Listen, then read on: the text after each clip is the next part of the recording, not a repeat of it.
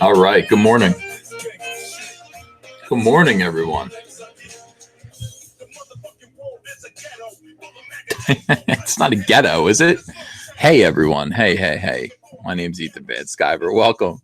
Good morning. Welcome to Comicsgate Live, the morning show. It's great. I love it. And I love that song. That song makes me happy. I don't know what it is. I like it. You can remix it anyway. Good is good. This is the morning show. I guess it's the evening show for some of you, but it is the morning show for me. Hello, everyone. Welcome. It's good to see you. Where is Antonio? I don't know. He'll pop in later. I put the link out. I don't know what else I can do. I just put the link out and people, people come if they want to come. I changed the camera angle today a little bit. What do you think of that? That's a better view. Is it a better view? You have to let me know. Look at all the wires on the floor over there. That's a tripping hazard for a 2.5-year-old. Ava just comes down here and she wants to bang on that drum. And I just have all those cords. Oh, it is too bright. It is too bright. Hang on a second, guys. I'll try to fix that.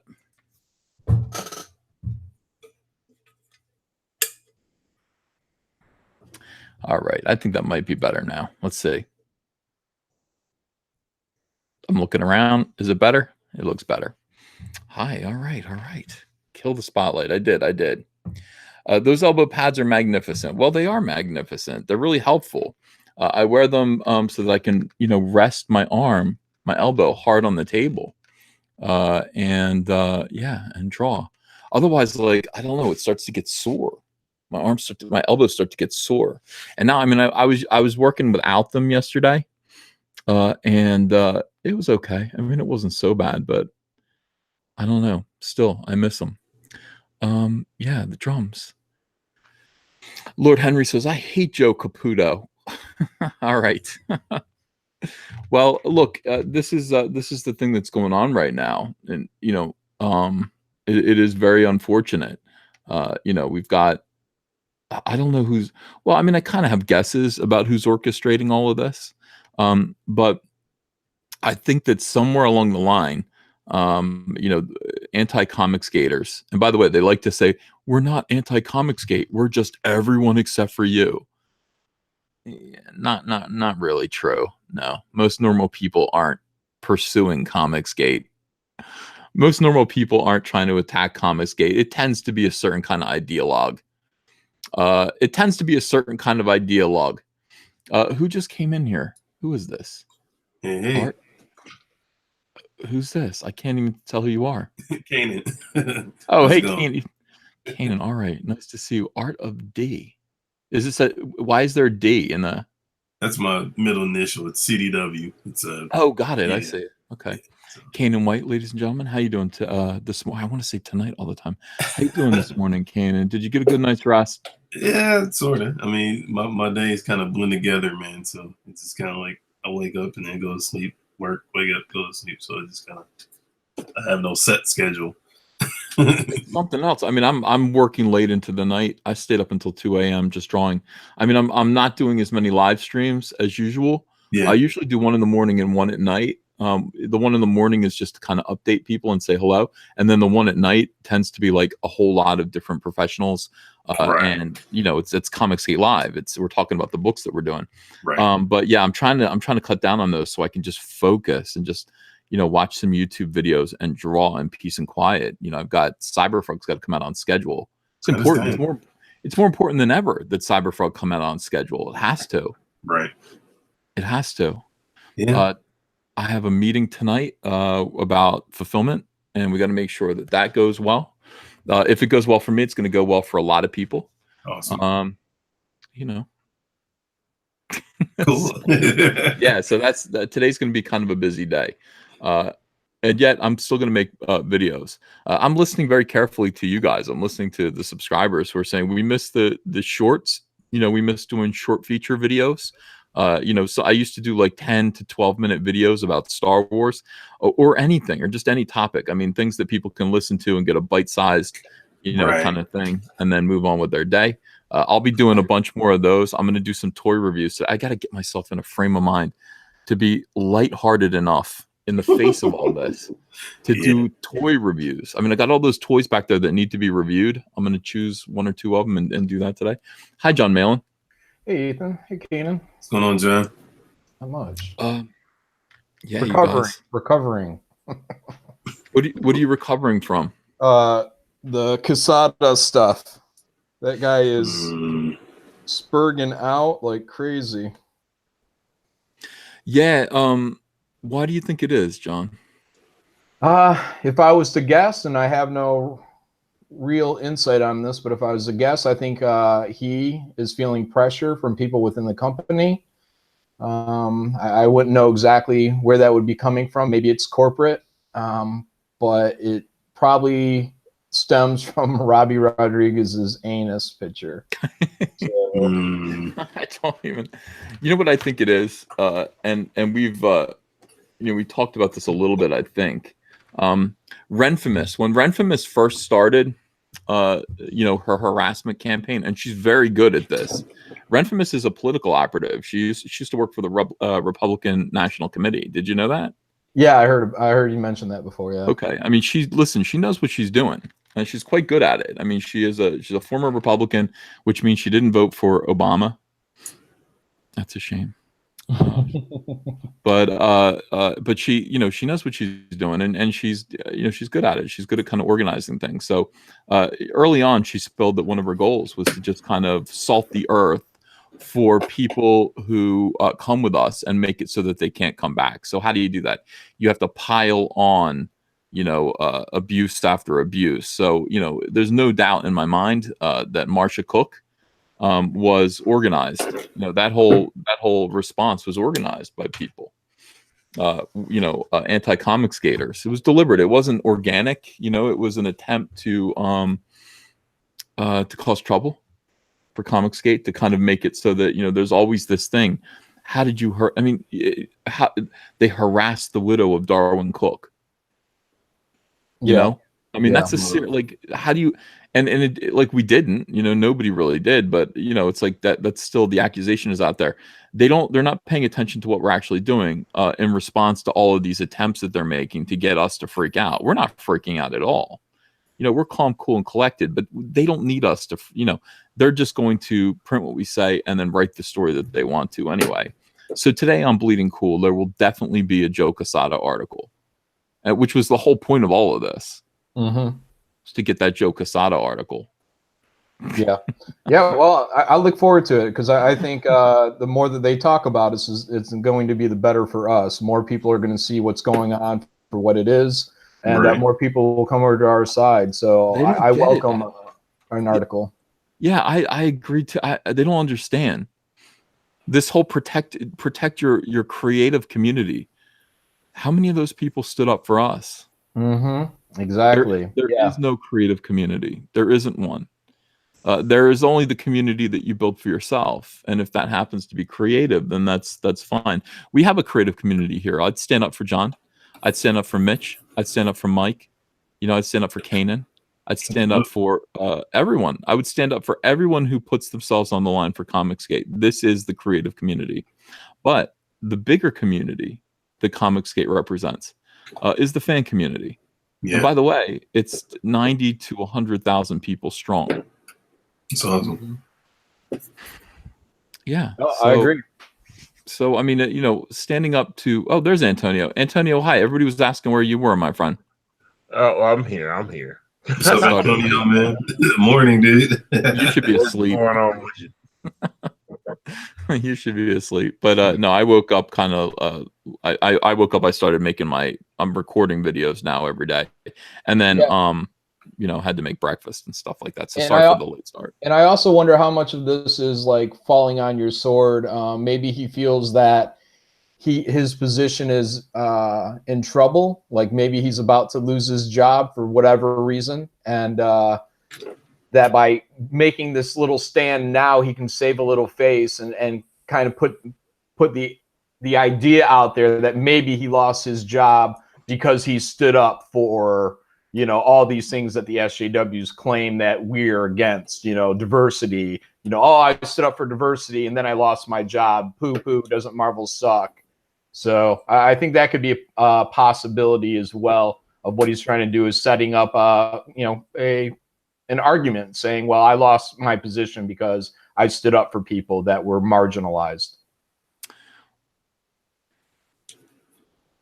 I heard that argument. I tend to doubt that. I don't think that Joe is losing his job. And I don't think that, I know it's the end of the quarter or the fiscal year for Disney, and I'm sure they're going to be hearing some things, but I don't think that's why Joe did this. I think Joe did this purely out of ideology. Yeah. I think that if you look at the articles that are coming out, John, like look at all the articles now. And there was a new one yesterday. Was it in Polygon? There was a new article yesterday that was basically like Comicsgate. And this was in another article a week ago, but they reiterated the same idea. Comicsgate cannot be squashed just through Twitter, like by posting against it in Twitter. I mean, this idea that like somebody has to step up and put a stop to this. Now, I just made a video that I think was a pretty apt comparison. I said, people like me, people like John Malin, people like Mitch Breitweiser, we used to work at Burger King, and Burger King is the main comics establishment. Just think of it as Burger King, because it's big, it's corporate. We're producing. We should be producing junk food. Honestly, that's what people go to Burger King for. But lately, Burger King has started to put out soy-based patties. It's like vegetarian product. They've stopped serving Coca-Cola, and now it's only like you can get water, maybe with a dash of lemon. Everything that people used to go to Burger King for is no longer available at Burger King. And so me and John Malin and other pros who used to work for Marvel, that work for the big two, have left and set up hot dog stands. Now you can say, well, we left Burger King to set up a little hot dog stand on the corner, and suddenly our hot dog stands are bringing in millions of dollars. And also the people working at the Burger King drive-thru, they're not nice anymore. They don't give you the best customer service. Every time they're not giving you a hello, that's Marvel. That's Marvel, not how they treat their customers now. Burger good King morning. slogan. How are you? Thank you for coming here. Yeah. What was Burger King's slogan? Was that the your way, right away? Right away. Yep. Not anymore. Yeah, not anymore. Yeah. Not anymore. It's now it's my way or don't buy it. And I don't care, because I don't want you to be a customer. Yeah. I don't want your customer. I don't want you to be a fan. I don't want you to be a reader. Because you're different from me. I put an anchovy on this burger. Oh yeah, that you didn't ask for. Yeah, it was my own self-expression. Yeah. So I keep saying, look, all we're doing here is we're recognizing that now there's an untapped market for people and their junk food cravings. Okay, so they want. Now we're small. We're small time. We don't have the corporate backing. We're not big like Burger King is, but hell, we can make hot dogs. And so that's what we're doing. We're setting up hot dog stands everywhere, and we're winning. And now Burger King wants to crush our hot dog stands. Yeah, and they're saying stop picking on us. Yeah. They're stop harassing Burger King with your hot dog stand. Yeah. They can all suck our hot dog stand, because no, I shouldn't have said that. I was like, oh man. Okay. What? Yeah. We're not. We're going to continue doing what we do, and of course we are, and we shouldn't be a problem. We shouldn't be considered a problem. It's a problem. look inwards, look inwards. So James Trammell, $5. Can you catch me up? What initiated Renfamous's Scorched Earth campaign? And is that Rags? If so, disappointing. Love their work. Love you guys too. I don't know about Rags. Rags is a whole separate issue. Renfamous is she's in Texas. She's a friend of Tim Doyle. She's a cosplayer. She's a former Republican operative who has gone SJW. And, I know a lot about Renfamous. A lot of people sent me information, and I know exactly who she is and what she's about. She's very smart. And don't underestimate Renfamous. She's very smart. And her, I don't know if somebody, one time she, actually said that people were paying her to do this. And I couldn't tell if she was just being disingenuous and funny or if that was actually the truth. Wouldn't it be amazing if that was the truth? The problem is, who has the money to pay Renfamous? These people don't have any money. It probably doesn't cost very much. We'll pay you to. We'll pay you to abuse comic skaters on YouTube. That can be your part-time job. Well, she's good at it, and so she is using all kinds of great tactics to kind of embarrass comic skate. And she's look. I mean, I wouldn't engage with her. I engaged with her once, and I think I came out pretty good. She walked away embarrassed. But I from there I muted her. I'm not gonna argue with a cosplayer. I'm sorry. We have things to do here. We're trying to. We have hot dog stands to run. So that's who Renfamous is. What started it? Well, again, you would really have to just sort of get into this rabbit hole of weirdos, gadflies, gossips, bizarre bronies, and furries that have organized to destroy Comicsgate using, social media and the garbage tier left-wing comics media. And they exist. They're out there. There are some professionals who are colluding with them. And it's sad. It sucks. It's embarrassing. We've all experienced it. We've all had it happen to us. So Renfamous is currently, the thing about them is we've beaten them all. All of them are embarrassing. For every, Richard Pace will come out and take a swing at it, and then he gets humiliated and he has to go down. Moose Bauman has basically, Moose is a sad case.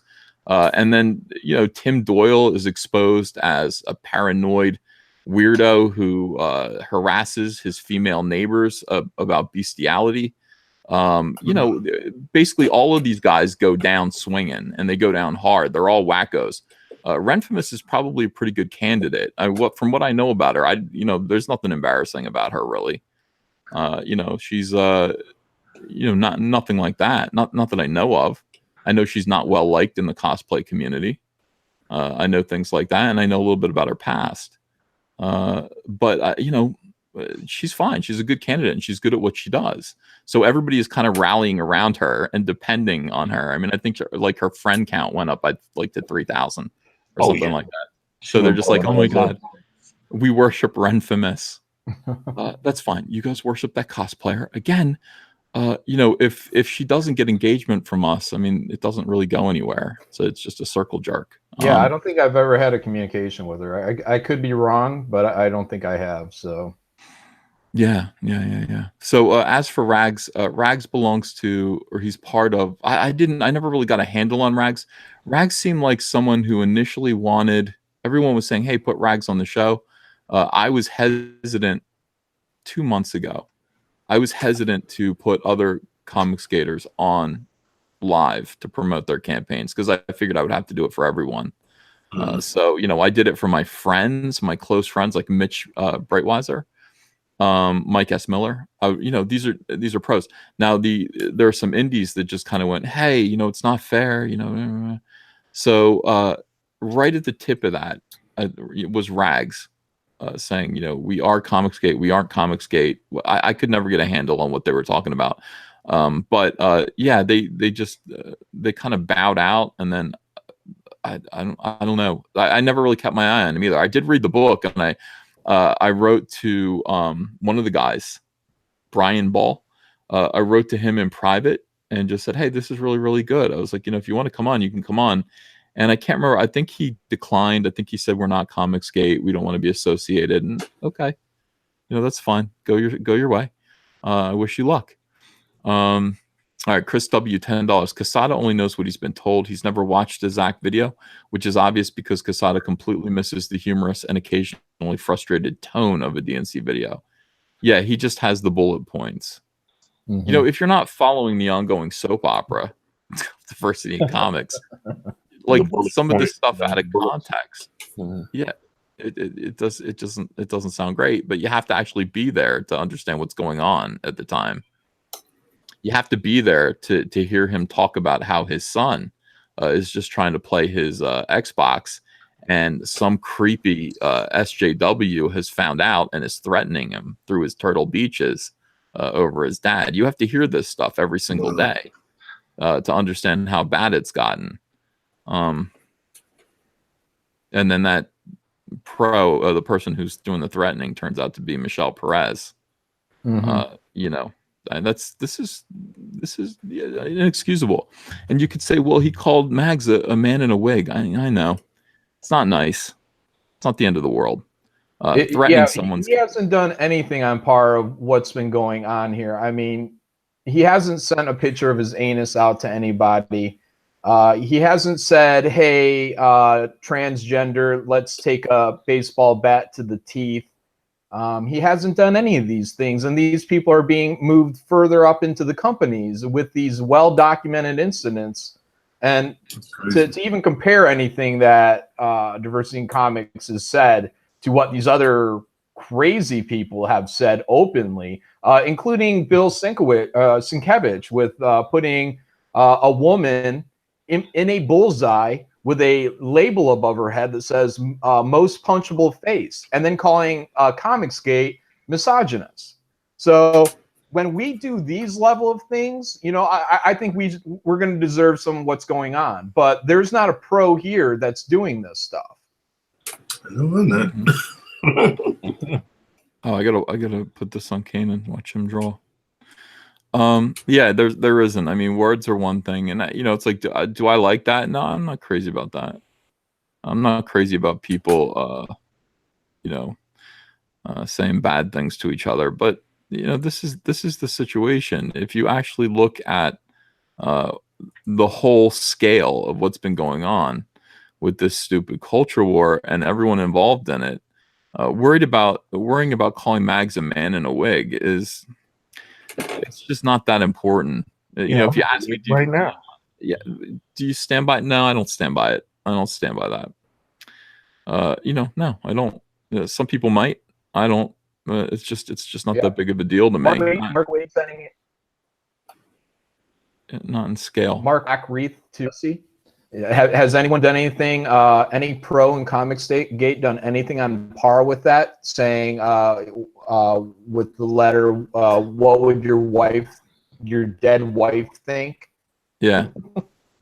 I don't So, think so. There's no comparison. There's no comparison at all to the professional behavior within Comicsgate, professional behavior that's going on in the big two companies.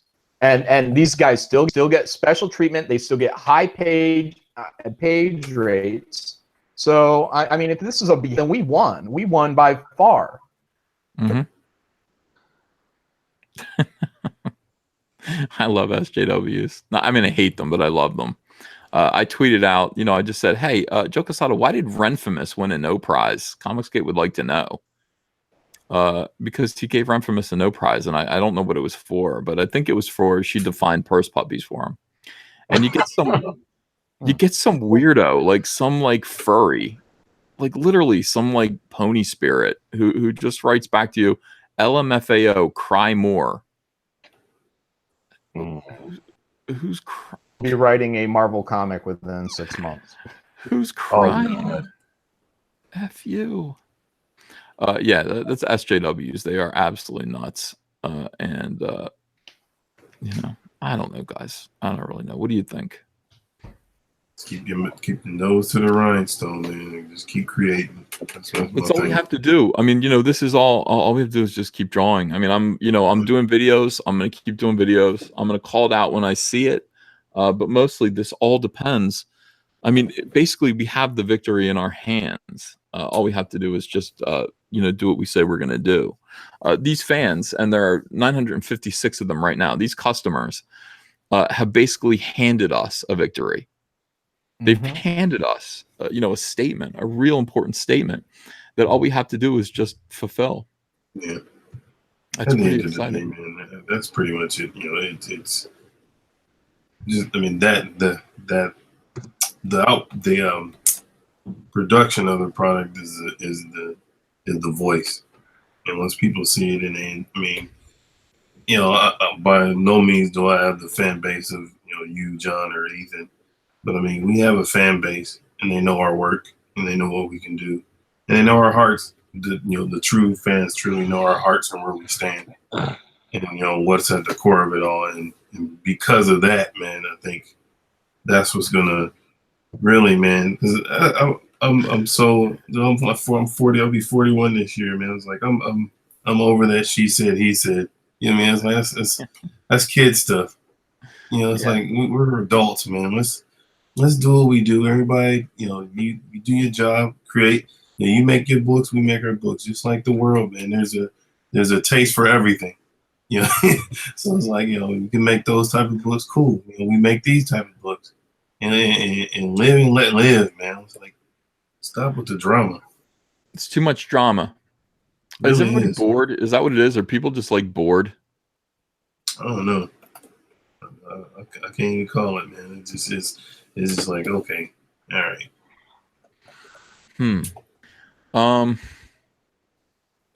Yeah, I don't know. It feels like everyone's bored or scared. And yeah, I mean, this is the end of the month. We have to talk about what's going on in the month of September because, and I should make a whole video about this. There is some weird stuff going on. I mean, September, of course, and it's all regarding Disney.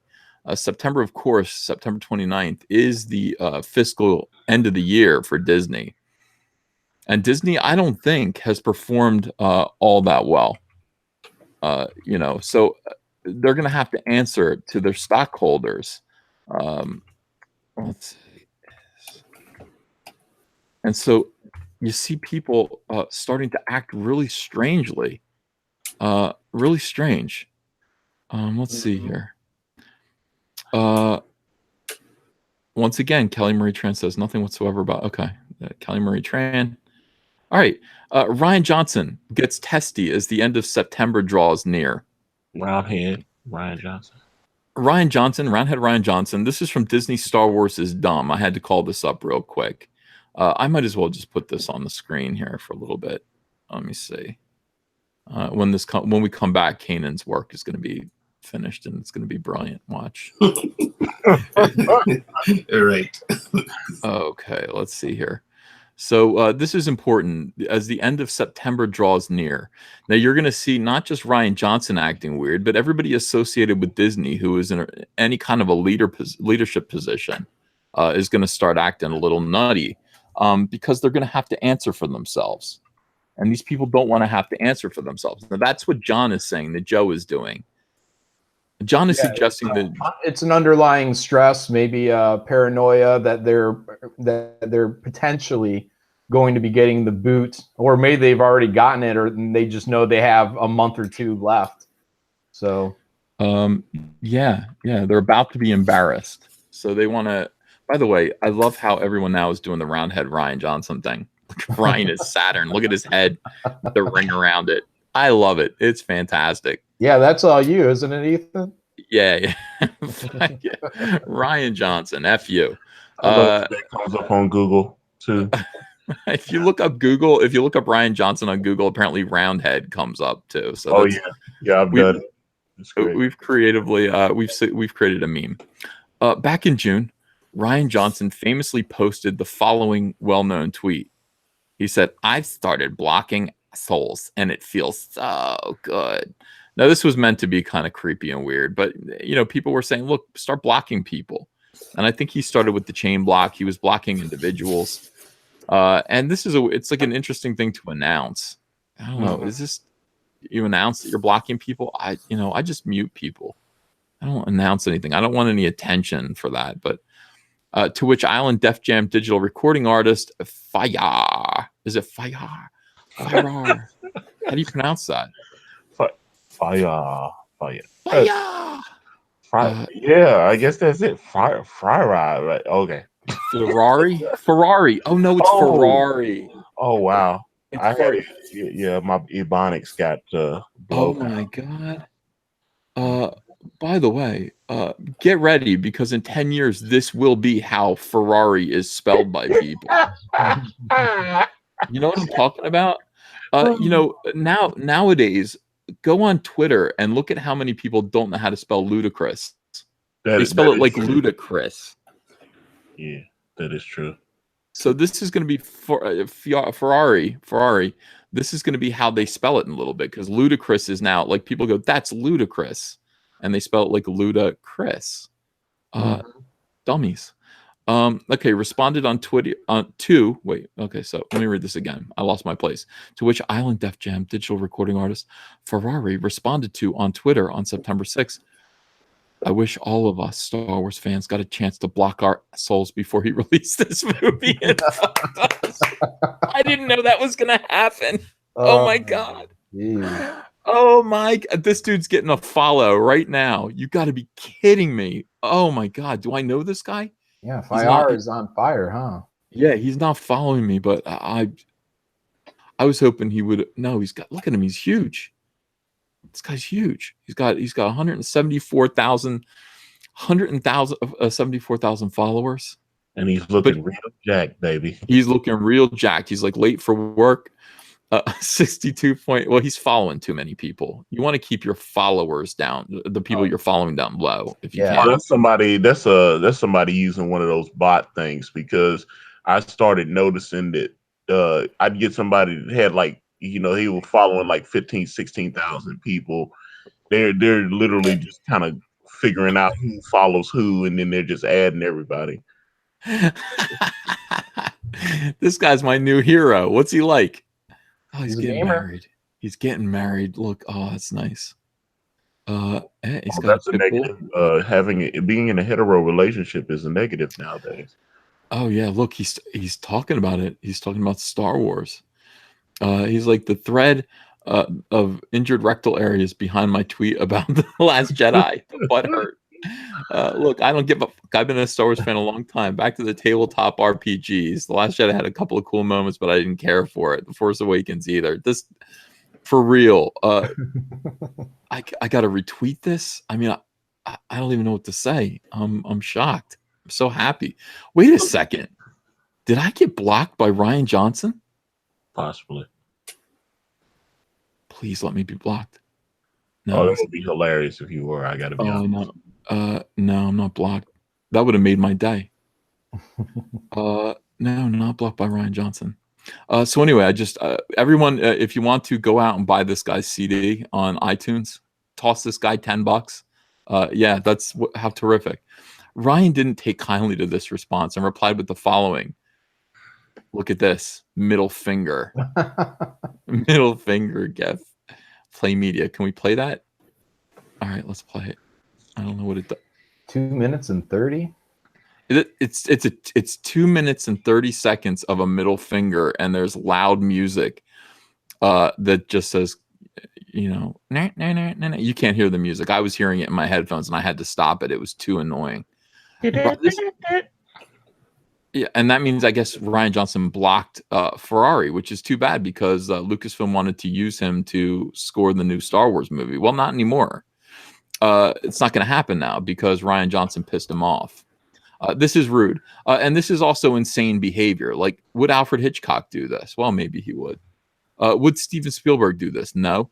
Would who else? What's another great director? Martin Scorsese. Would Martin Scorsese do this? No, I don't think he would. Rian Johnson would do this. He would do this. Hilarious. I love this. And here's the video that Saturn Award winner Rian Johnson linked to in his reply. And here's the video. Okay. All right. So why is the end of September relevant here? Read the Ankler Hollywood Insider newsletter at this link to find out. So Again, well, I get linked in everything. I'm always, yeah, anything Star Wars is sent my way, hoping that they're going to make a video. I'll make a video about it. This is all about, here we go. This is all about what's going on right now. And it's why it's a possibility. When you say, why is Joe Quesada acting like this? This might be why. Okay. Might be. John Malin's rarely been wrong. John has been wrong about everything.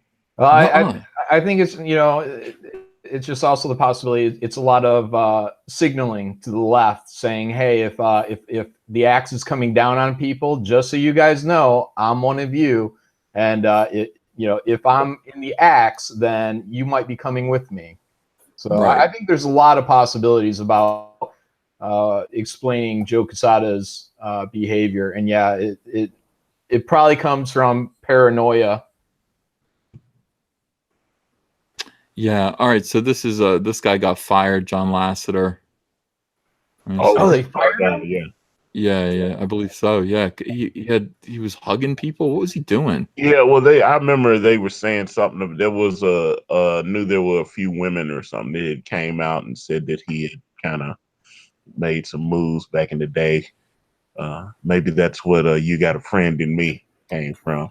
Oh, it's weird. Yeah, he's the Pixar guy, right? Yeah. Yeah. Why? Where is it here? Solo can't get under it.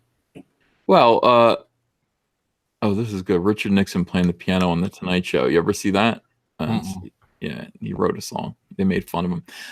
Richard Nixon wrote a song on the piano, and so Jack Parr got a whole fleet of Democrats violinists to play along with his song, and it was a pretty funny moment. Richard Nixon on piano. How do I know that I'm old? Okay, I can't find it here. I can't find it. But basically what this is that September 29th is going to be it's going to be an important day. Star Wars The Last Jedi is going to be held up as responsible for the beginning of the downfall of Lucasfilm Star Wars. And so Kathleen Kennedy is probably going to lose her job. We think she already has, but she'll be exiting this month. This month is when the fingers are going to get pointed. It's all fun and games until you actually have to pay the check. And when the people who are paying the check are the investors, they're not as merciful. They're not as concerned about social justice as Joe Quesada is, or Kathleen Kennedy, or Rian Johnson, or any of these people. Yeah. So that's the good thing about a capitalist society. At the end, so long as we're still a capitalist society, there will be corrections made. Yeah. And these are the corrections. So I think that there's a lot of people who know that they're getting axed, possibly, and they're angry about it. So they want to start to lash out right now.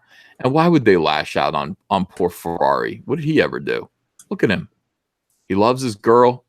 He's getting jacked in the gym. I wish I had my basement look like this, man. I wish my basement looked like this. I would lift weights if I got to get this Z-Brick on the wall. Remember Z-Brick from the 1970s? Basically, it's just plastic wallpaper that looks like brick, and so you stick it to your wall, and it looks like. Are those yoga pants? These are soy pants. These are soy pants. Guys wearing those now? Well, I tried, but they didn't let me. I mean, the audience didn't let me here. My subscribers made fun of me, and they told me to burn those soy pants, and I had to burn the soy pants. Flexington, $2. Thank you. September 29th is my birthday. It would be the best gift. Well, happy birthday, Flexington. I think you're going to get what you asked for. I hope so. Yeah. So yeah, why would you pick on this dude? This dude looks normal, except for his he's got the whatchamacallit. Who's the, why can't I think of his name? Elmer Fudd. He's got Elmer Fudd's hat on. But other than that, he looks. I would wear this hat though. Be very quiet. Yeah, this guy's in love. Look, he's in love.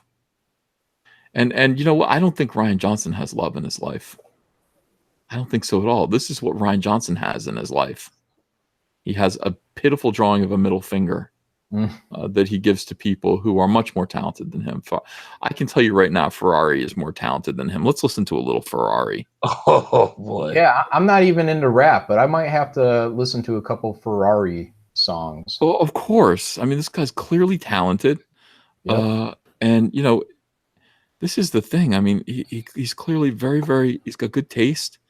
Produced by Ferrari. Ferrari, he's a producer. Can I find an actual song by him? Ferrari, Rick and Morty. He did a Rick and Morty song. I don't want to hear that. Do you want to hear that? Nah. Good morning, y'all. Hey, Elliot. Good morning. Hello. I'm back from the South Carolina state. Oh, that's nice. Pretty Covered soon. it. Let me get rid of this here. What are we doing here, Oh, Elliot? snap. Look at that. Oh yeah. All right. Well, The Elliot. Bob Ross. This is Elliot Fernandez, everyone. By the way. The Bob Ross of comics. Bob Ross. Awesome. All right. So here's Ferrari playing a guitar solo. Let's see.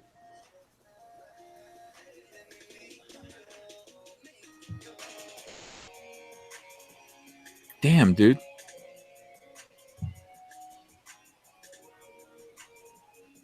It's not really a solo. He's just banging on chords, but maybe it'll go somewhere.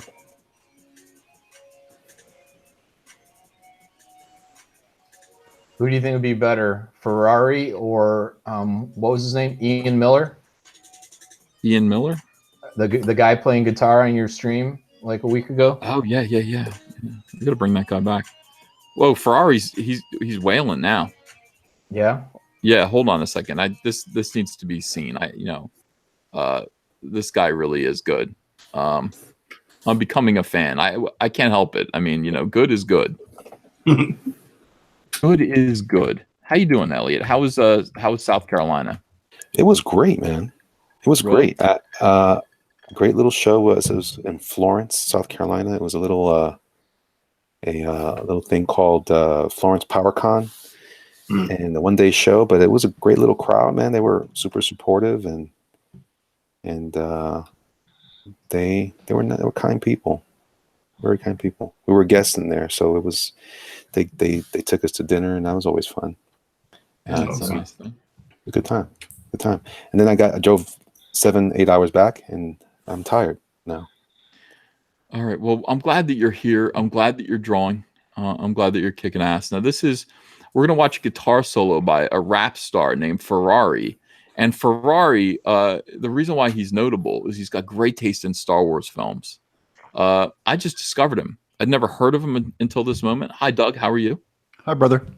Good to be here, man. I love watching Elliot draw, too. Look at that guy. Yeah, he's awesome. All right, ready? Get ready for Ferrari. I'm going to turn up my iPad all the way. And this is a man who understands that Rian Johnson's The Last Jedi was similar to being brutally sodomized. That's what he's basically saying. So I agree with him about that. I've seen it 3 times. All right, let's see if this guy can play guitar. Oh, hang on a second. We got to first turn on the. Is he singing about Star Wars? No, I wish he would, because I would agree with whatever he's saying. I would. I would agree. Hey, good. Jeff is here. Jeff from World Class. How you doing, Jeff? Jeff, are you there? Jeff Hicks. I see see good you. art. I'm right here. Oh, good. Hey, Jeff Hicks. We're about to watch rapper producer Ferrari play a guitar solo. Now, why are we doing this? Because rapper producer Ferrari was just blocked by Rian Johnson for comparing The Last Jedi. Rian Johnson said, "I'm blocking assholes, and it feels so good." Remember when he said that? Oh, I do. Okay, well, Ferrari came back and said, "Well, I wish I'd blocked my asshole before you'd sodomize Star Wars fans with The Last Jedi." And wow. Rian Johnson freaked out. This guy's got 174,000 subscribers or followers, so he's a big deal. I've never heard of him, but I'm willing to get to know him. Aren't you? Yeah. Yeah, me too. I'm excited about it. So let's screen share this, and let's enjoy. What I'm going to do is I'm going to play this simultaneously here. So All right, here we go.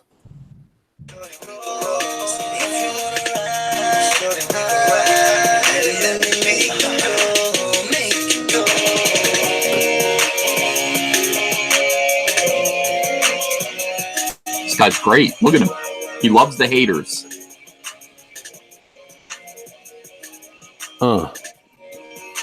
Hang on now. He's just playing chords. He'll Okay. wail in a second. I'm feeling it right now. Yeah. He's playing Guitar Hero. All right.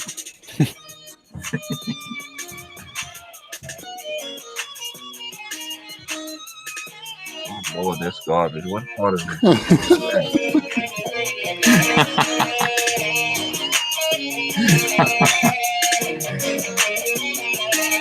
Yeah. Stop. In the name of all that which does not suck. Bryce, are we going to pull his soul card for that?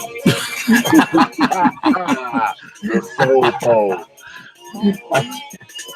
This guy's wailing. Every note he plays is another slap across Ryan Johnson's face. That's why I'm enjoying this. It's not over yet. No. Stop cringing. This is important. I'm waiting for the rap. This is He's important. a rapper. Does he sing?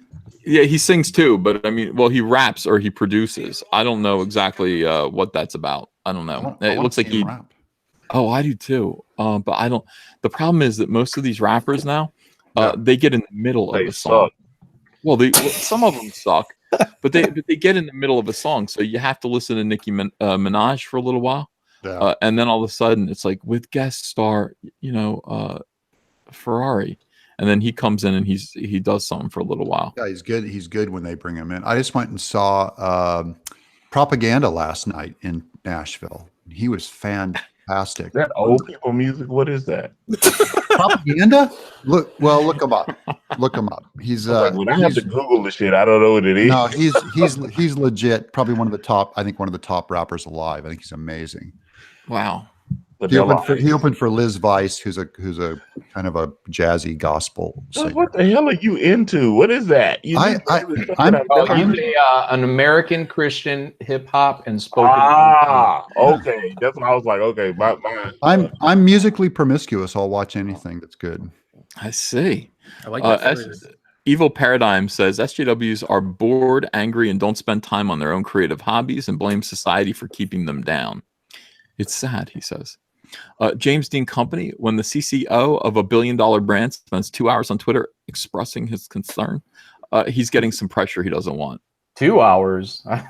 It was 3 days. Yeah. It was 3 days. I like that. I like that wisp that came out, Ethan, during expressing his concern. Yeah, expressing his concern. That's all I could. Yeah, that's all. Alex Court, was Saint Walker at all inspired by Earthworm Jim? No, I'm sorry, not really, but I could see why you'd think so. The Flexington, September 29th is my birthday. It'd be the best gift. Joseph Citadino, Ryan is through. He made his bed of filth, depravity, and death worship with Yalda Boath, and now he will be forced to lay in it. Ooh. Doesn't sound comfy. Worthy. Yeah, that doesn't sound comfy at all. Alex Munoz, a good interview this weekend with Cecil Antonio. that Put a was fun, comment. actually. And put a comment in between. Good interview this weekend with Cecil, Antonio. Otherwise, there's a person named Cecil Antonio. That is good my job. name, Cecil Antonio. I like it. I dig it. It's like The Fly when you went through the telepod. You and Cecil, you get a Cecil Antonio. Oh my God, can you imagine? That was a monstrosity when it was like. Yeah, there's a little guy caught in a web somewhere that has like your head on his body. Hey, I'm gonna make some gumbo.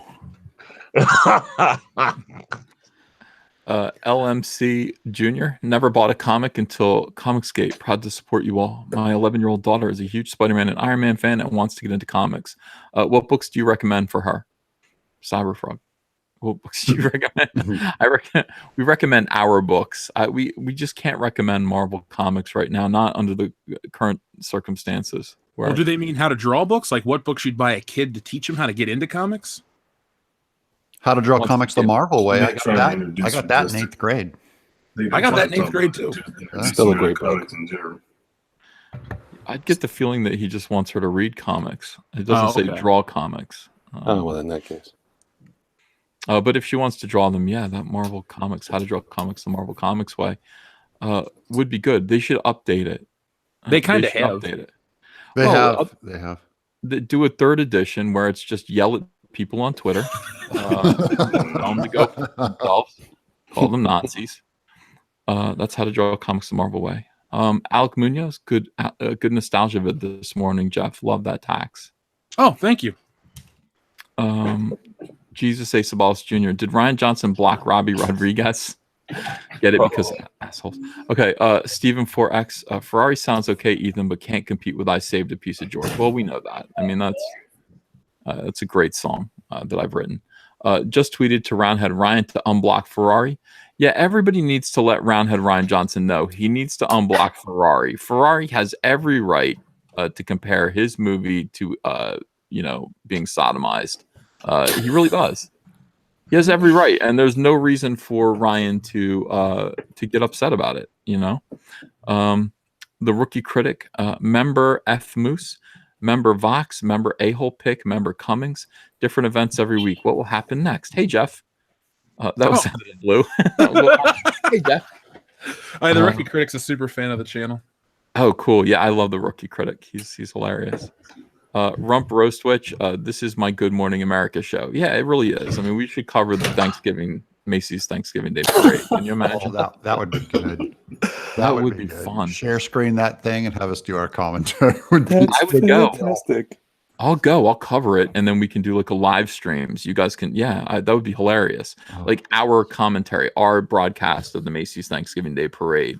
I'll wear a scarf. I'll be out there with a microphone, with a peacock on it, except it'll be like an eagle or something, or a frog. I'll be like, hey. When they bring out those Broadway dancers, it'd be so good. Oh Bad my god, vibrating from the float, the bad lip syncing from. They might even have some air guitar work. It'd be great. we could totally do this. This isn't undoable. I mean, I don't live too far away from New York City, maybe an hour, so I could definitely get up there and do that. Rookie Critic again made a Cecil song. Don't know why, but he loved it. Cecil likes anything having to do with himself. Go figure. Cecil likes things pertaining to him. All right, you guys cover for me while I put your comics in the chat. I think that's important. By the way, if you haven't yet backed Cyberfrog Blood Honey, the link is in the description below. It will make people upset. People like Joe Quesada, who asked me repeatedly to denounce our friend, our dear friend, your boy Zach. Why would I denounce your boy Zach? Well, I would denounce him. I denounce him almost every day, but I mean, not publicly. And also, just ask nicely. I'll denounce him. Don't order me to. Just say, will you denounce Zach? I'll be like, yeah. What are you? Someone's puppet? Like they're going to put words in your mouth? Ask him exactly how you have to say it. Like make him do a recording. Say, tell me, if you're going to tell me what to say and how to act to all these people that are around me, just give me the exact words. Yeah. Tell me exactly what you would like me to say. Joe Q wants everyone else to denounce Zach, but he won't denounce anyone at all in Marvel. It's the same thing. It's always two sets of rules. It's rules for us, the big corporation, and rule for you, the fans and the regular people. Well, he said, and I like what you said. You said, you know what? Like you talk about dealing with people behind the curtain, behind the scenes, back channel. That's what we're doing too. We're talking to Zach back channel. It's none of your business. Now worry about his problem is more public.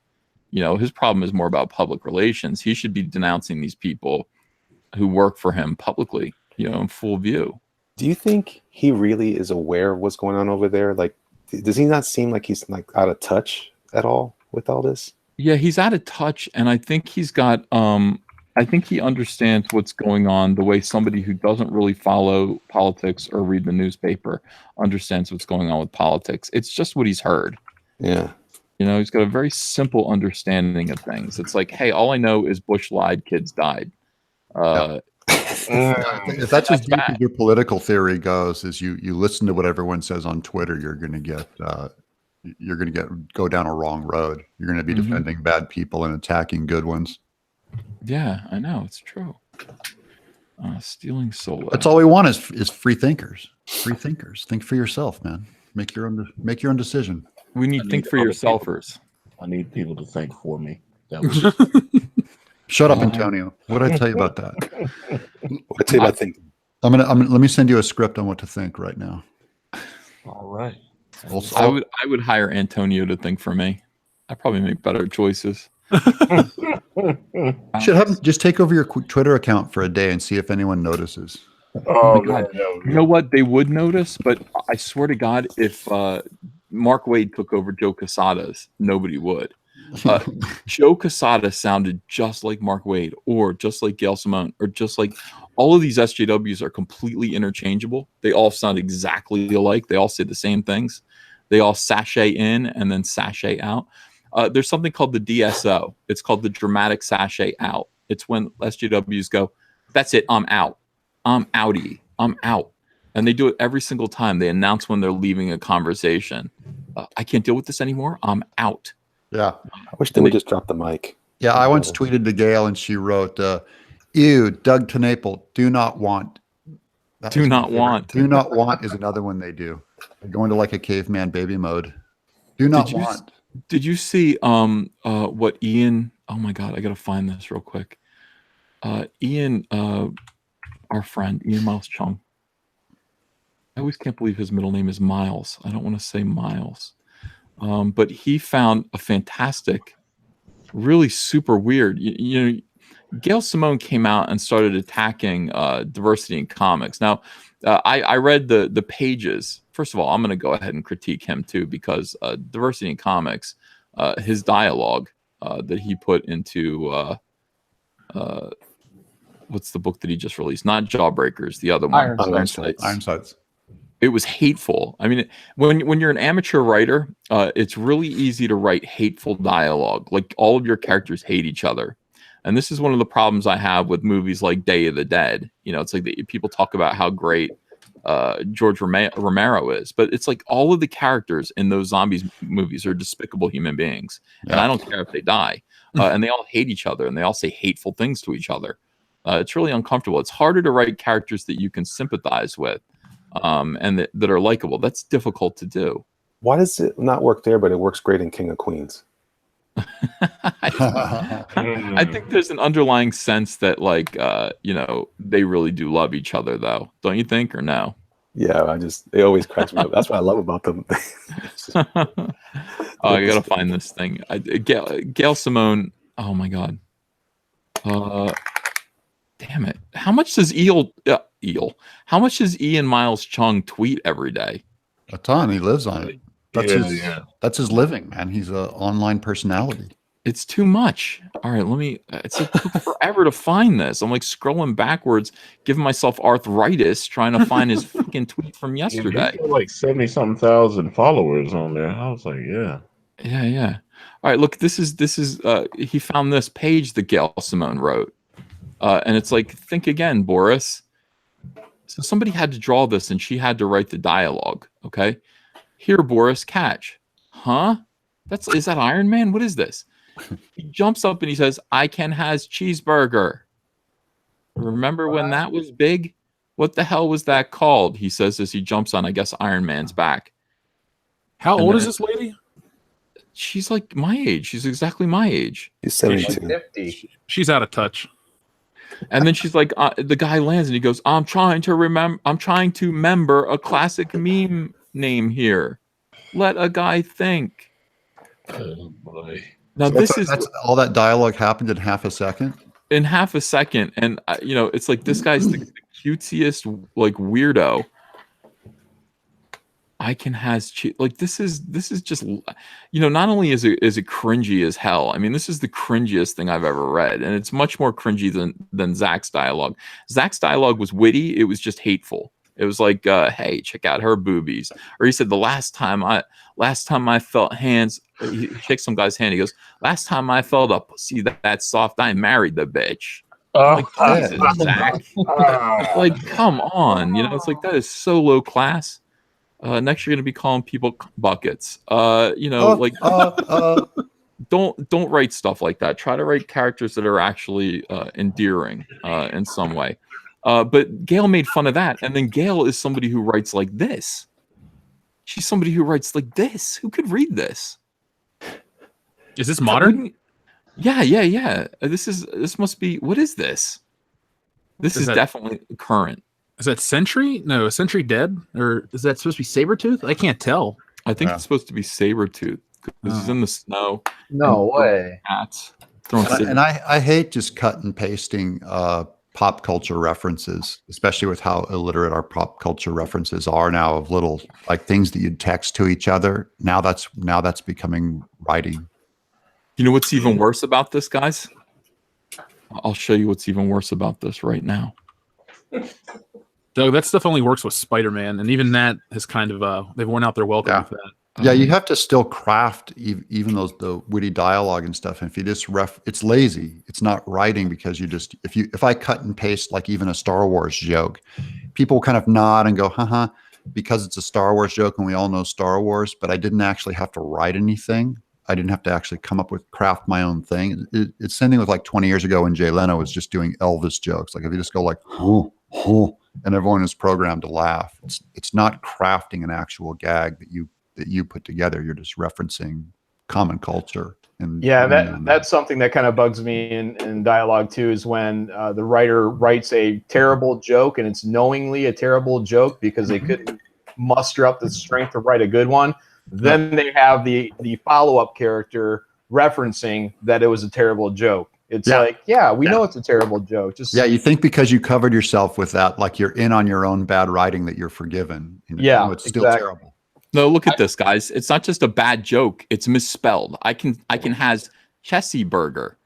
Oh, I mean, you know, this is the standard right now. who edited the book? Now this is the thing. When we talk about the milkshake incident, and people are like, why did that happen? Why these nice girls were just out there drinking milkshakes? Now I don't know who edited this, but these kind of spelling errors get through all the time, and it's the assistant editor's job to catch them. And so, you know, people are starting to notice, like, not only is this insultingly bad dialogue, but it's misspelled, and there's a misspelling here and nobody caught it. Okay. So it's like, this sucks and it's misspelled. Yeah. Who are these assistant editors? Why are they all young girls? Why are all the editors at Marvel Comics men? And why do they all have hot, young, chippy assistant editors working for them who aren't doing their jobs, who aren't catching misspellings? Why is that happening? And then the milkshake picture comes out and you get to see all their faces literally and figuratively sucking at their jobs with straws in their Notice mouth. the artist is doing a great job. He has to slave away at this Oh my page for God. something that she probably pounded out in 20 seconds. That's not Can you imagine? crafted page that honors the artist's job. He's sitting there like, okay, so, you know, I got to catch the throw it up in all this stuff, and he does the best he can, and this is what she throws over it. So, you know, anyway, that's how the milkshake incident kind of happened. When everyone saw the smiling faces of the young girls who were calling them Nazis on Twitter while letting misspellings get through, saying things like, if you voted for Trump, we're going to remember who you are.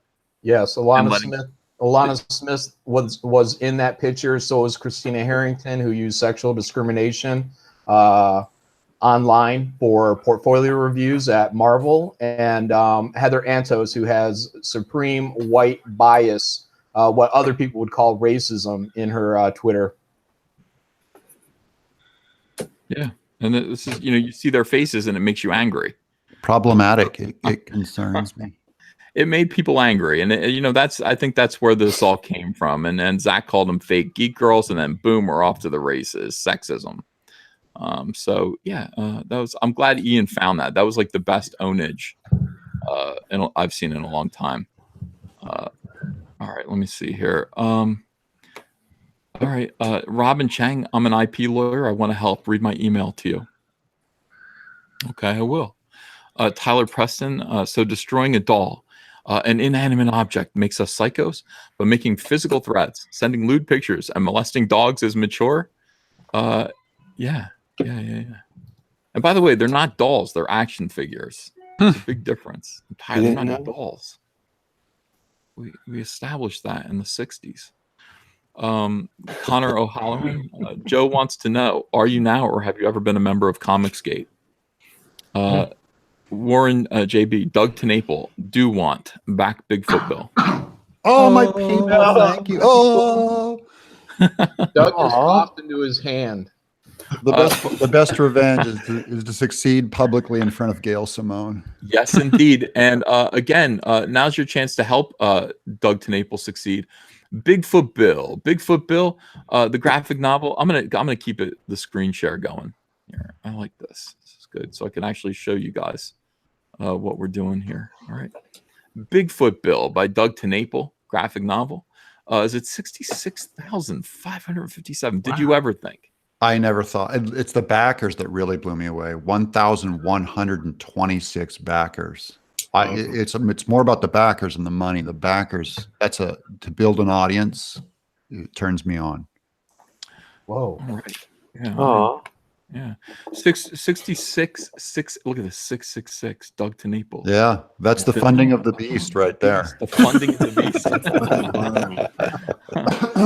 Here's 667. That's the neighbor of the beast. That's right. He's the next guy over. He didn't quite make the cut. different zip code. He only had one devil horn.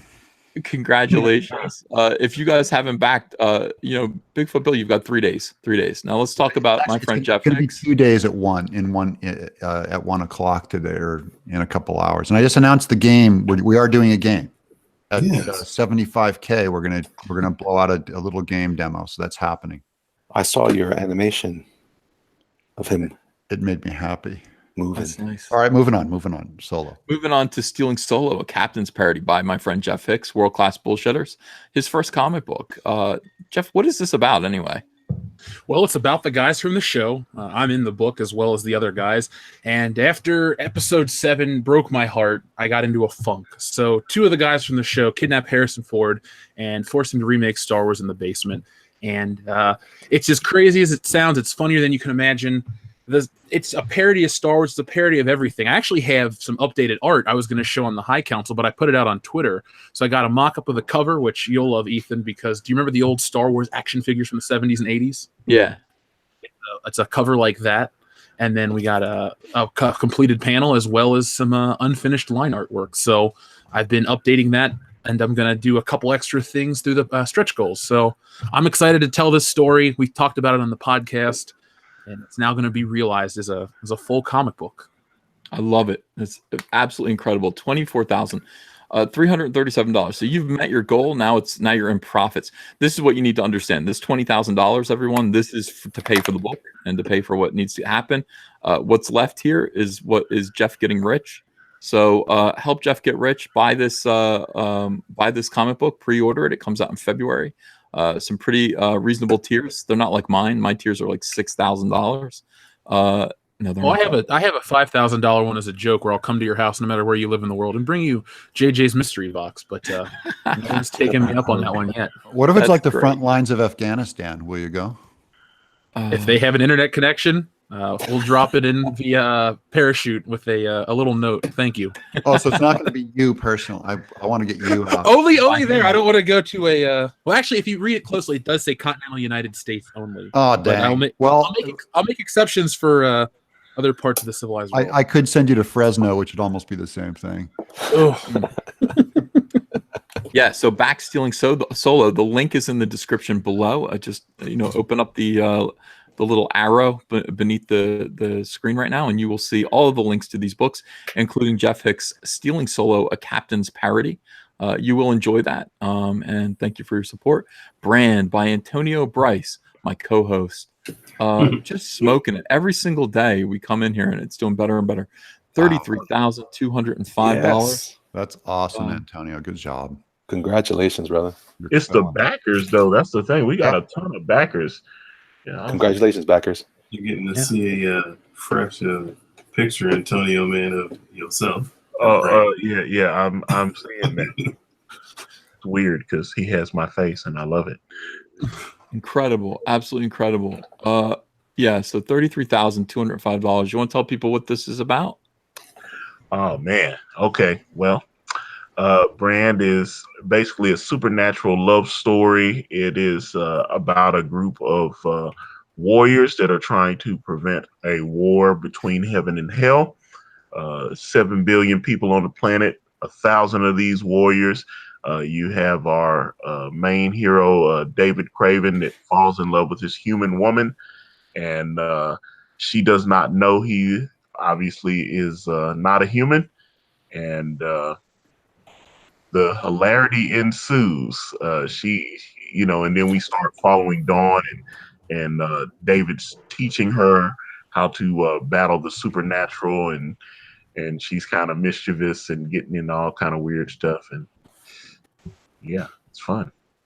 Sounds groovy. Oh yeah, all right. we're gonna have fun. He only has 9 less backers than me. So if 9 people right now get in from the chat, he would have bragging rights to throw my face in the gumbo.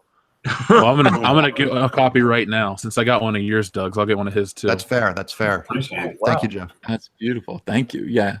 All right. And we've also got Elliot Fernandez here drawing for you. Elliot Fernandez drawing a Wolverine there. I'll blow that up in a second. Let me get through everybody's. I believe his promo Wolverine here. is straight. Yeah, look at this. Elliot. So Black and Red art book by Elliot Fernandez. You want to see more of what he's doing? You want to own a little bit of it yourself? You got an opportunity to here, and it's very inexpensive. I mean, my goodness, $1, $5, $5, $10, $15. Unfortunately, he is sold out of the Black and Red commissions. That is too bad. You snooze, you lose.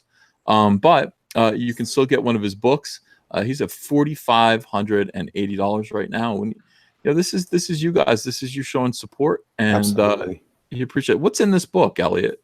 And that book is a collection of my recent art series called Black and Red, which is a nice little fusion of comic art and graphic design choices that I've made using fields of just keeping it simple, just black, white, and then fields of red, just to make things pop. So it's been really popular on my Instagram with my customers and my commission base, and I decided, let me try that. I wanted to make some kind of art book for conventions, but it looks like it's kind of becoming its own thing here on Indiegogo, which is super exciting. So That's great. Ultra pumped up about that. Ultra pumped up about it. Yeah, I'm in on that one too, and it's fantastic. I love that kind of art. I love black, white, and red. That kind of, it's like a propaganda style. The Frank Miller limited palette. It just looks beautiful because it really shows off your inking. Really, Yeah, thank you. pops.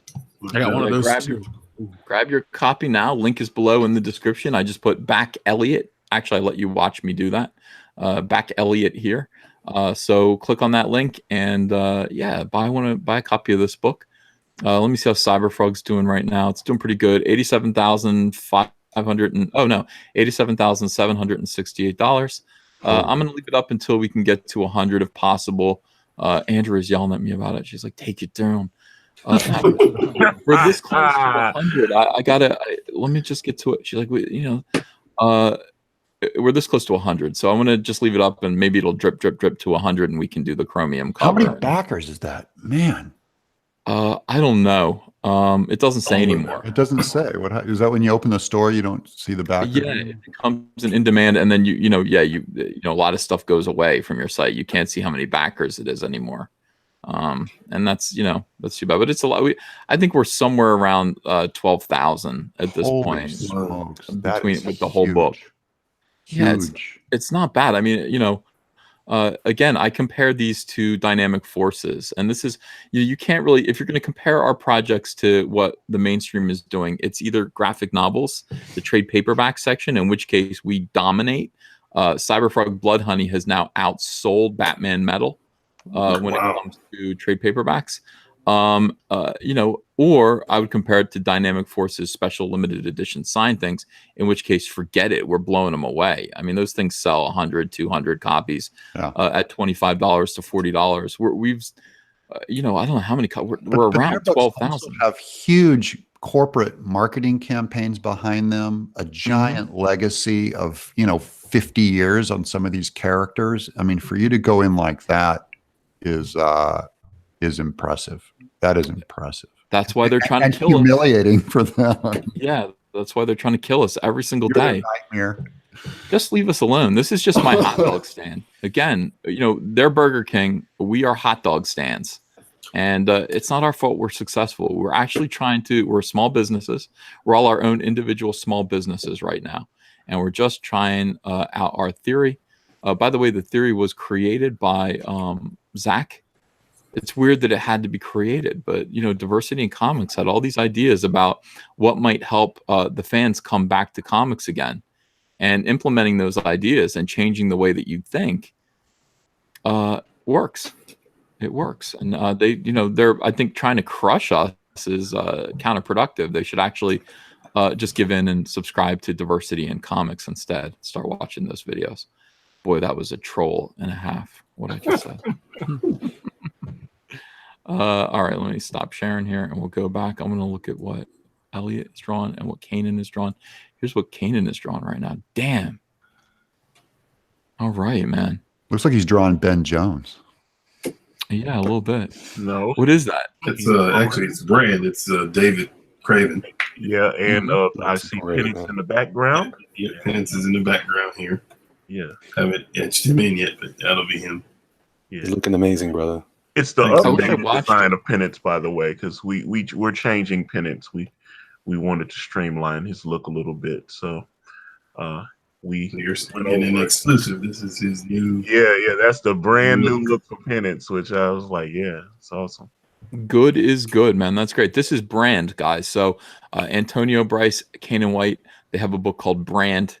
It is in the Indiegogo, or the Indiegogo campaign link is in the description below. So please do go over there. And if you like the way this artwork looks, man, go pick up a copy now. You've got a few more days to do so. Over here, we got Get it.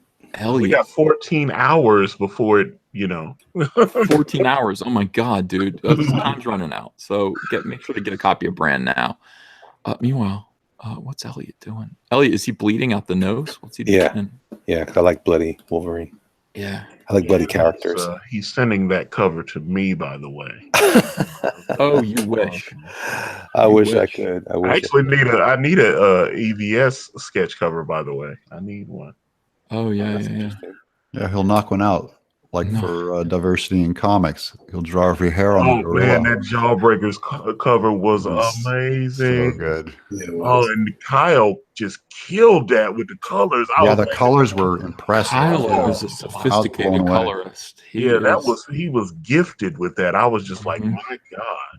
and he's been coloring me for a long time, like 3 years or so. So he's really gotten to know how to handle my line work. And yeah, I was hoping I didn't have to tell him. I was like, you got to push this gorilla back, and then you got to push the background way back. And he did all of that. It was just absolutely Yeah. fantastic. Atmospheric Really good perspective is good. Mhm. The self-think line is good. And that was right at the point. Again, I mean, that cover, coming out, being colored, putting it out there, just silences the SJWs a little bit more because they were coming after him over Iron Sights. And I he says he lets other people review his scripts. I'd like to review his scripts and give him a little talking to, and just say, Zach, write with your heart a little bit more, not with your spleen. You know what I mean? Just a little bit more, right, with your heart. It's when I used to write Cyberfrog was a nasty SOB. I mean, those early books, Cyberfrog's not a nice guy. Because I'm just like, well, it's more fun to write negativity.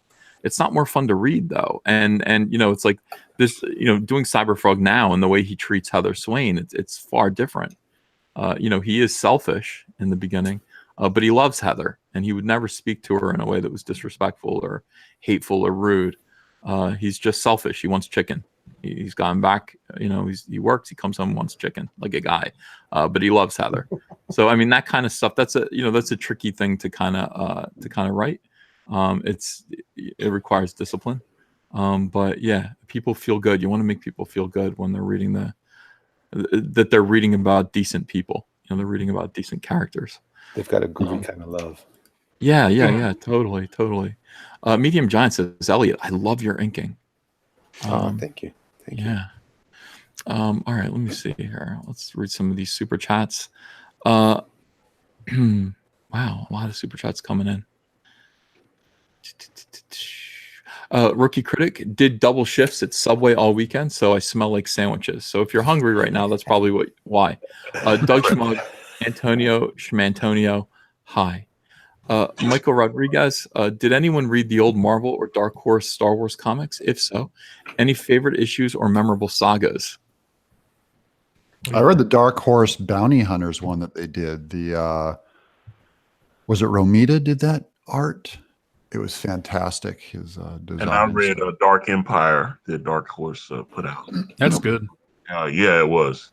Was it Cam Beich, I think? Or something like that? I read the entire Dark Horse relaunch of Star Wars a couple years back. That was way better than what Marvel did recently. Cam Kennedy. I read Lando Calrissian Double or Nothing, and it was full of everything I wanted it to be filled with. A lot of shots of robot ass and Lando leering at robots. I really like that. I like Lando, the droid thinker. I do. And they did a good job. I pointed out a few select frames from that I thought were particularly funny. So did they really drive that home in that movie? I haven't seen it, so. No, it is weird when L337 dies. Like his reaction to L337 falling apart in his hands and everything is a little bit soy based. There's a little something going on there. I cried when my TV broke, but not like that. You know what I mean? Not like that. They did it vague enough to where they could have plausible deniability. It was kind of a chicken thing. If you look at it, they were right in the middle there, where they could say, "Nah, she was just a friend, and it was all in his head, and it was all in her head." But you say he's just a friend. Just a friend. Evil Paradigm. Meme inserts are like adding Ryan Johnson's. It's not original. Alec Munoz just backed Bigfoot Bill at the $100 level. Oh, thank you. I appreciate it. We're gonna do you right.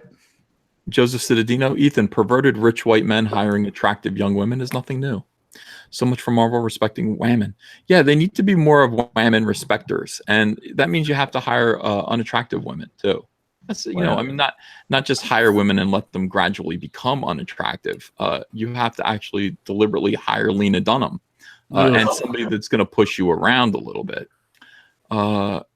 Joseph Citadino, Marvel claims to be women respecters, yet detest the femininity, making their women into men instead of finding the strength in the feminine. Well, the men over there are finding strength in the feminine. So, they don't, what do they need their women to be feminine for? The Rookie Critic, Jeff, I'll be backing Solo at the t-shirt level soon. Well, thank you very much, Rookie Critic. Narwhal Books, Marvel is terrible postmodern art activist shit. They drag it into the weeds to deny big picture and win a few petty arguments. It's a form of gaslighting. Well said. Yep. Said. It's all true. Gojirify Jay Quesada never addressed his own messy room. CZ, how many people does the script have to go through? And why don't any of them know how to use a fucking spell check? It really depends, but I mean, spelling is an important thing. Like if I was 13 years old and I ran into a spelling error in a Marvel comic, I would obsess over it. I'd be it would really rock me to the core. Because I don't want to think about the human beings and their fallibility that are behind my comic books. I just want my comic book story. I don't want to see mistakes like that, mistakes that I could have fixed as a 13-year-old. It would have really disturbed me. I would have thought, what is this, amateur hour? Why is this a misspelling? And they say, hey, misspellings happen all the time. I don't remember seeing them until recently. Now I see them all the time. Well, no one likes to be taken out of his story, and that goes right back to that Angela Queen of Hell issue where they put the propaganda into the dialogue. It only served to completely remove the reader from the experience and smack them in the face. So, I mean, it's just doesn't matter anymore. Nothing matters anymore to that company. Yeah. Gojirify was Ferrari's guitar from Gem and the Holograms. Yes. I like when people buy like overly complicated, like lightning bolt shaped guitars and stuff. And you're just like, you can't really whip that out and play John Denver on it for your kid. The flying X, and he's Yeah. Fill up my senses. Like, Just whip out one of those guitars, be like, "I'm being followed by a moon shadow." Yeah. Moon shadow. Doesn't really work. And now I'm going to shred some Enya. Junior Ruiz, check out Gusto Early to Rise. Gusto Early to Rise on Indiegogo right now. Go check out Gusto Early to Rise. Midnight Cherry TV, Stealing Solo looks like Flaming Carrot humor. Do you know Flaming Carrot, Jeff? I mean, did you ever? You probably don't know that. Oh yeah, dude, Mystery Men.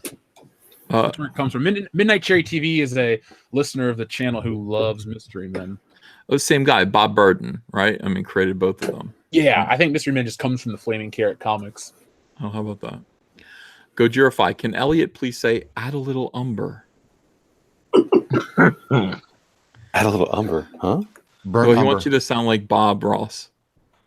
Here we add a little umber. Burnt umber. And yes. we have a happy tree. Happy trees. There's a happy accident right here. This is great. Oh my gosh, I just had a happy accident. Whoa. Whoa. I got to go change. I just pooped myself. That's- I don't know. When you try to do Bob Ross, you're almost kind of creepy, Bob Ross. Redundant. Oh, Joseph Citadino, Jim Carrey has recently come out as a socialist. He's also set to play Dr. Robotnik in the 2019 Sonic film, who is an evil dictator scientist who likes to turn people into robot slaves. Coincidence? Yeah. Oh, Jim Carrey, you're always the last to know. When did you realize that you were what you were? I am a socialist. Really? Can Really? you imagine just coming out being like, I am a Marxist socialist, and just declaring that to the world? I'm coming out as a socialist. I want to hear actors just come out coming as when are they going to come out as not socialist? That's like the that'd be default. interesting. Well, when that happens, bad things happen. Look at Roseanne Barr. I mean, that didn't go well. That still pisses me off. Like I was talking about that. I was on the Dick Show yesterday, and I was talking to Dick Masterson and his guys. I'm like, that Roseanne thing really pisses me off because first of all, she only said one stupid thing, so now it's strike one and you're out. And the other thing is, that it was because the show was successful, and people were showing. This is exactly what's happening to us. It's like we're a small thing, okay, and we're basically just showing people that you can go another way. And if you do go another way, you're going to get a massive amount of love from an audience that's being underserved. And that's kind of what Roseanne did. And they immediately had to squash her. The first chance that they got, they squashed her. Can't have Roseanne on ABC. There were any number of ways that they could have handled that better. And then they complained about James Gunn, which is, rules for thee, not for me. Jesus A. Sabalas Jr., it's Carl Winslow. That's awesome. Gojirify, how much for an Elliot commission? you can reach out to me on Instagram, and I can direct you to my art rep, and he can help you with that further. Or anywhere, you can here on YouTube or whatever. Yeah, I feel like kind of saying you had your chance. There were like 10 $175 commissions that were available, and they're all sold out. So Yeah, those are going to be special too, because they're not your typical. I'm putting some spit and shine on those for my backers. Fetigator, $1.99. What do you all think Stan Lee would say about Comicsgate? I'll let someone else answer that. I don't think he would understand it, honestly. So Yeah, because after they made Iceman gay, they had to drag Stan out. He was like, "Oh, this is wonderful. This is." Well, they'll just tell him what to say. I think his reference, man, would be from an era that doesn't exist anymore. Mhm. So, like John said, I don't think he'd really understand. And Stan, Yeah. he always went broad with everything he said. He was always trying to build a bigger and bigger audience. He didn't try to slice them up and dice them up. He'd take money from anyone.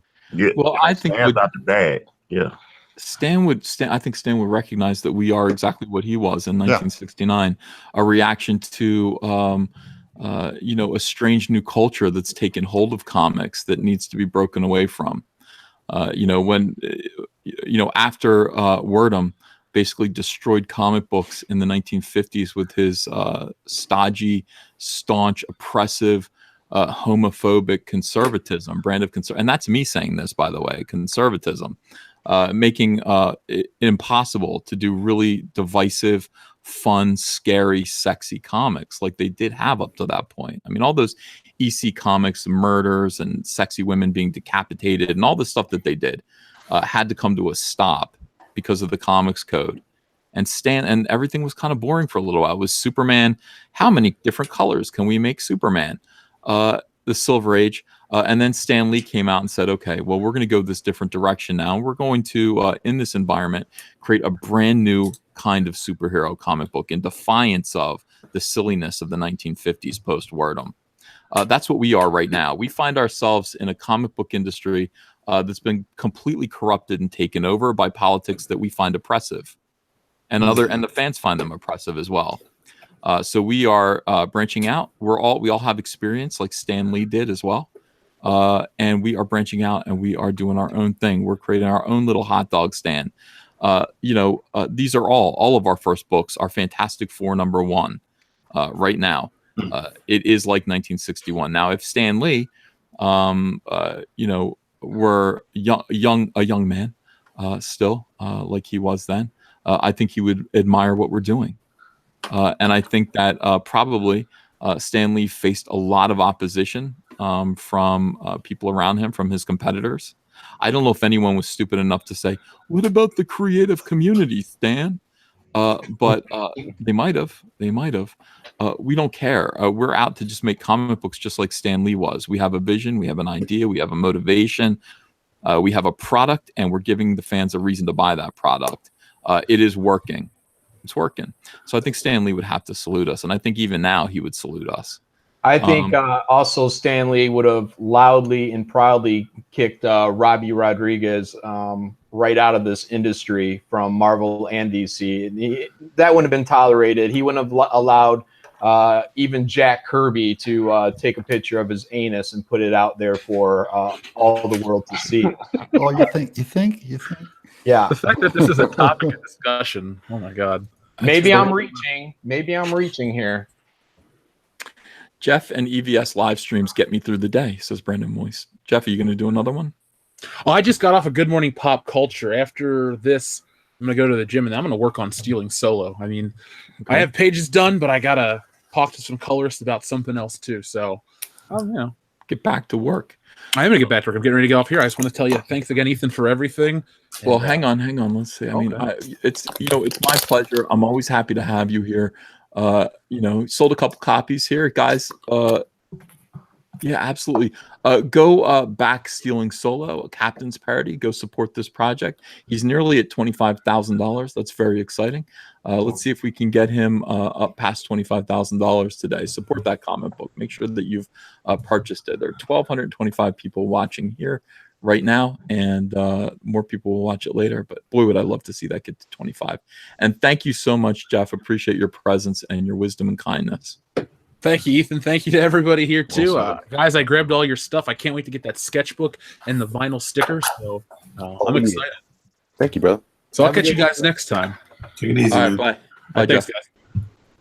All right, let's see. Doug Tenaple. Has Doug Tenaple sold any comics at all today? I have not. I'm the happiest guy I know who has not sold a comic today. Well, that's true. I mean, you're always happy. Well, Brand has. Antonio Bryce has sold quite a few. He's at $33,353. How many backers? 1124. Oh, he's too short of me. Too short. Oh, yeah. This cannot stand. Well, 2 more people need to buy his book, and then boom. Bragging rights. I'll never hear the end of it, guys. This is gold. Elliot is selling comics. He's selling sketchbooks. He's at $46.20 now. Awesome. Yeah. Thank you, guys. That's exciting. And Cyberfrog sold a few, $87,828. Thank you, guys. Did I get everyone? Yeah. All right. Let me read the rest of these super chats, and then we're going to get back to work. Absolutely love you guys. Thanks for all the support. Thanks for these tips, these super chats. Appreciate that. I will spend that money on pie. Brandon Moise. $2. Jeff, okay, read that one. Gojirify. Stan almost quit comics until he did one his own way. Fantastic Four. So there you go. Boom. I'm exactly correct. And that's exactly what we're doing. Elliot washes his hands, points out Jim N, pointing out the superiority of Elliot to Doug, at least when it comes to hygiene. His Elliot, hands how are do you feel about caked that? in cleanliness. Look at I that. know, I know. Is it? Is that what it is? They shine. It's very, very impressive. I like the idea of just washing your hands every now and then. I think that's It's just you and your Every hand. now and then. yeah, it's a good thing. It's fun. Now, Brand by Antonio Bryce. He's at 1125 backers with $33,488. I got Uh, you smoked by one. I'm killing you. Kanan By one. White's drawing has sold comics, and Antonio Bryce's good humor and pleasant voice have also sold comics today. And he is the, I think he's the number one. I think he's the big winner today. Yeah. I think he's the big winner today. Always. Oh, How many I forgot to hours put left? John Malin in here. God damn it. John Malin. Hi. And John never says anything either. And then I realized like a dummy later that I forgot to. Well, I stepped away earlier because I had to handle my dog. I didn't know if you guys brought it up, so I didn't want to be like, "What about me?" Well, you got to do that because I'm not that bright. When I tell you guys I'm stupid, I mean it. Yeah, Oh, no. Graveyard Shift's doing well. We're at 100 or 1,110 backers. 59,000. If we can break 60,000, that would be freaking sweet. And yeah, so if you guys get a chance, check out Graveyard Shift. Let me have a look at this just to make sure that you're not lying to me. Graveyard Shift, I want a verification on that. yeah, I got to make sure that they know. Graveyard Shift is at $59,263. That's great. And absolutely, he's at 1,110 backers, so he's creeping up on you guys. He is definitely creeping up on everyone else here. Don't let John win. John, I think John could win. Well, Doug's been pulling away in the last day or two, because I did close the gap, but Yeah, you did. You're coming up fast. I only have 2 days left, though. You've got more days, so I think you might smear me in the end. Yeah. I've got 2 days left. I just jumped up to 6,742 with 1,130 backers even. I can't help but think this is fun. I don't know if the viewers think this is fun, but I love watching numbers. And I think people are like, why don't you put these on Amazon? I think part of that is because people do like watching numbers. They like watching money. So it's like you can see what John is making, and then you can see your own contribution change that number. And people like that. It's why game shows are popular. Yeah. You know, I've got 16 graphic novels. I've got 16 graphic novels on Amazon, and I never get to talk to those clients because there's an Amazon wall between me and them. So I like selling those books. That's like selling books through a big bookstore and through a big corporation. But doing the indie thing is way more intimate, way more fun. I feel like I know the backers a lot better than the Amazon wall, you know? Doug Naples pulled way away. 1,131 backers now. $66,817. He pulled way ahead of Brand. Wow. Now. Holy smokes. Let me see if Brand is no, Brand got another one. He's at 1126 now, 33,516. Come on, guys, we can do it. I've only Doug got him is, by 5, and it's Talk, like, Antonio, say something. Anything. I don't know. Where the Antonio's like when I ran my 5th marathon, and I blew my whole wad at the beginning, and then oh, suddenly that just sounds weird. at the 22nd mile, a bunch of old, large ladies started passing me at the 22nd mile. Cyberfrog is sitting here. I'm $172 away from $88,000. Yeah, that's pretty cool. I'd like to see that happen today. We'll see. We'll see what's up. But in the meantime, all right, let me see. More super chats came in, of course. Shout out to Detective Dead on Indiegogo, says Lord Asserman. So Detective Dead is back up there again. Asami Comics, thank you for $5. Can you check out Asami Children of Rusu while you eat some pie? Asami, I got to have you on. So we got to do that. Yeah, I had Steven on my. He was on my channel. His name's Steven? Steven Hart. Okay, all right. So we'll get Steven on here. Brett, $2. Thank you. There you go, Doug. So people are helping out Doug. I don't know why they're helping out Doug and. I'm the bad guy, man. Doug, They are. Darth Vader. My head swivels, man. You don't want this. $66,852. It is distressing how they're allowing Antonio and Kanan to get 5 backers between them. I mean, they were just one apart, and now this is happening. So support brand, help Antonio and Kanan catch up and maybe beat the arrogance of Doug Knapel. Lifelong bragging rights. Lifelong. Behind the scenes, we're just destroying each other. I know. You don't want to unleash my ego. I love it. It's so funny. All right. I got to get back to work. I love you guys. Have a great day. Thank you for being on my show. Thank you for watching my show. Elliot, thank you for drawing on my show. Kanan, Indeed, brother. thank you for drawing on my show as well. Kanan's drawing. Looks great. You guys all have a fantastic day. Get stuff done. Get comics done. And those of you who are fans, go out, buy and read some comic books. And, we appreciate your support. Bye-bye. Oh. All right.